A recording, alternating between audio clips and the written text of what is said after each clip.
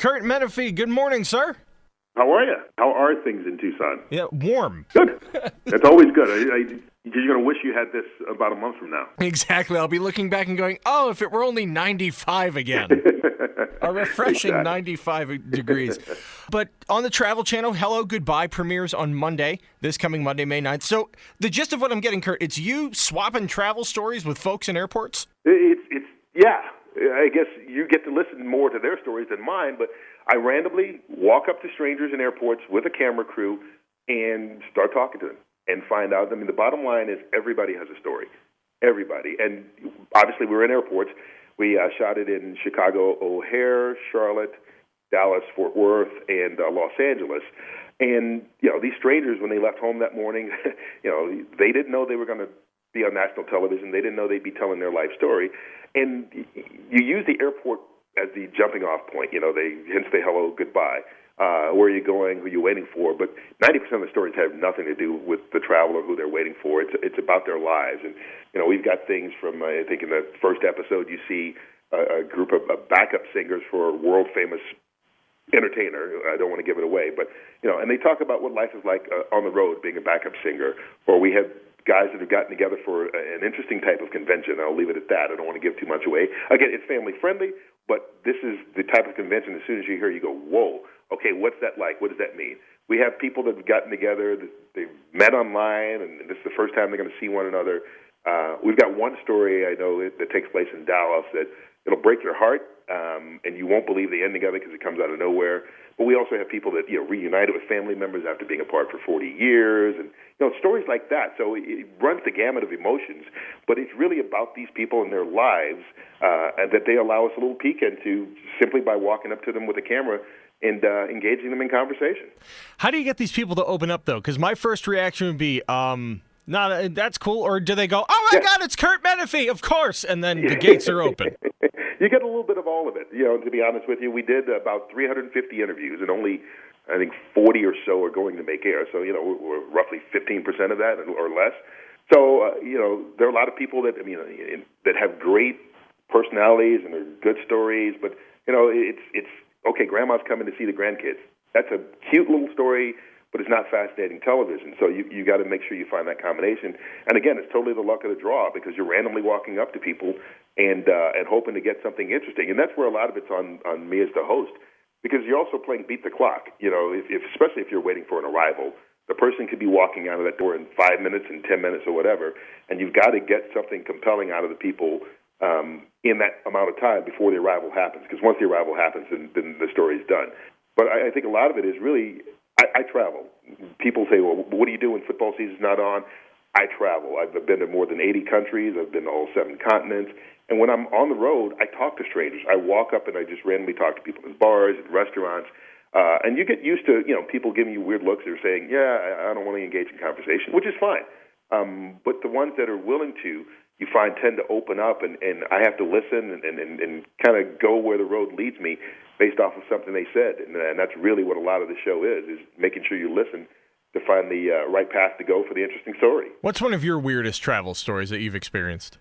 During my personal travels, or? Yeah. Wow. I think there are many. I mean, I think one thing I can remember being in Tonga. Anytime you start a story, I remember being in Tonga. And met this guy and just engaged him in just random conversation, just to find out, kind of like I had nothing to do. I had all day, kind of everyday life and what he does for a living. And he just happened to work, locally at a little shop and store and everything. By the end of the conversation, he had invited me to his house for dinner. We went to his house, and I felt like Anthony Bourdain. We went to his house. He killed a small suckling pig and cooked it in the ground. I wound up spending the rest of the evening there, having drinks with him, his family. We sat on the ground and ate the pig that was roasted in the ground. And, then I wound up going back to my hotel and going, did that really happen? Was that real? And it's one of those things that really I go back to, it's kind of life-affirming. It teaches you about people, no matter where they are. Everybody's trying to get through life the same way, We're all trying to provide for our families. We're trying to be the best person that we can. And if you can provide a little hospitality to a stranger, then God bless you. Yeah, at the end of the day, we're all people. Yeah, exactly, no matter where you are in the world. And I think That's one of the things that I always found when I traveled, and that's certainly one of the things you get out of this television show, is that you're able to empathize with a lot of people, because many of these situations we've all found ourselves in, and how we responded to them, may be different, but we were all trying to get to the same result, to get out of it the best we can. And you find out some people have and some people haven't, but they're willing to share their stories. And I think that's what really pulls you in and tugs the heartstrings from time to time. But we got stories, again, that make you laugh as well. So it really runs the gamut of human emotion, and I think that's one of the things I enjoyed about doing the show so much. Again, on the phone, Curt Menefee, talking about Travel Channel's Hello Goodbye premieres Monday, May 9th. Now, Curt, I'd be remiss if I didn't bring up a little NFL talk with you as well. The draft is over. Call it right now. Who do you like for the Super Bowl, and then who wins it all? Well, I will go with, out of the AFC, I'm going the Pittsburgh Steelers. And out of the NFC, now this is my May prediction, okay? So you got to give me a little leeway. Oh, for I'm sure. going to go with the Arizona Cardinals. Yes. Are you pandering to me, Curt Menefee? No, not at all. Not at all. I think, look, they ran into a buzzsaw last year in Carolina, and Carolina was on one of those rolls that I don't think anybody was going to go in there and beat them in that game. So, and then obviously the turnovers didn't help. But I think that they can bounce back. I think Carson Palmer is mature enough that, this won't be, it's not like he's 25 years old where this will get inside his head, I don't believe. And I like what they did with the draft and for free agency so far. So, and Bruce Arians, we'd all take him to be either our head coach or our drinking buddy. It doesn't really matter. So he's a guy I think you always root for. So I'll take those two. And since I'm on in Tucson, Arizona, I'll take the Arizona Cardinals to win it all. But I do think that they are Super Bowl caliber, a Super Bowl contender.